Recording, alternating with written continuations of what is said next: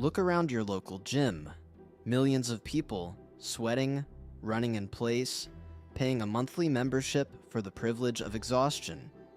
They think they are getting healthier, but they are voluntarily stepping onto a 19th century torture device. Before the treadmill was the center of a billion-dollar fitness industry, it was a weapon. It was designed in the dark, brutal prisons of Victorian England. It was not built to burn calories. It was engineered to crush the human spirit. The system took a machine meant to punish criminals, rebranded it, and sold it back to you as a lifestyle. Ex umbris ad lucem. Welcome to Animus Lore. To understand the greatest psychological trick ever played by the fitness industry, we have to travel back to 1818. The British Empire was at the height of its power, but its prisons were overflowing. The jails of Victorian England were filthy, crowded, and chaotic. But the elite did not just want to lock criminals away. They wanted to break them. They believed that idle hands were the devil's workshop, and that the only cure for a criminal mind was pure, agonizing, meaningless labor. Enter Sir William Cubitt, a civil engineer who observed the idle prisoners and decided to invent a solution. He created a massive, rotating cylinder with steps built into the outside. He called it the treadwheel. Prisoners were forced to hold onto a metal bar and climb the steps continuously as the wheel turned. If they stopped, they fell. It was an endless, grueling staircase to nowhere.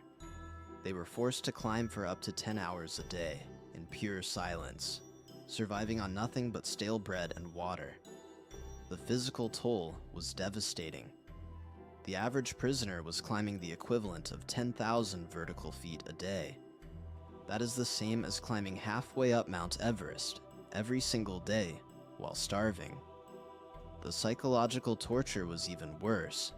Human beings are wired to seek purpose in their actions. Cubitt's machine forced them to exert maximum effort for zero reward. The energy generated by the prisoners was sometimes used to grind corn or pump water, but often it powered absolutely nothing. It was the perfect mechanism for total psychological destruction. It was so brutal that even the legendary writer Oscar Wilde was subjected to it during his imprisonment, an experience that shattered his health forever. The treadwheel was so effective at destroying the human body and mind that eventually, even the ruthless Victorian society could no longer justify it. By the late 19th century, the cruelty was deemed too extreme, and the British government finally passed the Prisons Act, banning the treadwheel for being excessively inhumane. The torture machine was dismantled.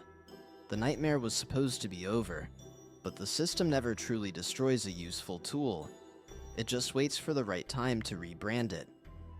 For decades, the treadmill was erased from public memory, but in the 1960s, a new fear began to grip the modern world: heart disease. As society became more sedentary, sitting at desks and watching television, people grew terrified of their own declining health. A doctor named Kenneth Cooper coined a new term, aerobics. He convinced the public that running was the ultimate cure. Corporations saw an opportunity. In the 1970s, a mechanical engineer named William Staub read Cooper's book and realized something profound. People wanted to run, but they wanted to do it in the comfort of their own homes. Staub dug into the past, resurrected William Cubitt's forgotten torture device, and motorized it. He called it the Pacemaster 600. The first modern treadmill was born. What followed was one of the most brilliant and twisted marketing campaigns in human history. The fitness industry took a machine that was legally banned for being a cruel and unusual punishment, painted it black, added a digital screen, and convinced you to buy it for $2,000. They monetized the very concept of going nowhere.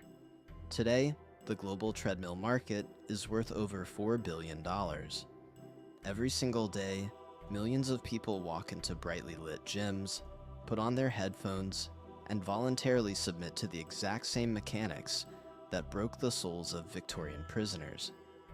The only difference is that the prisoners were forced onto the wheel by a warden, and you are forced onto it by societal pressure and the corporate illusion of health. You are not just burning calories, you are participating in a masterpiece of corporate hijacking.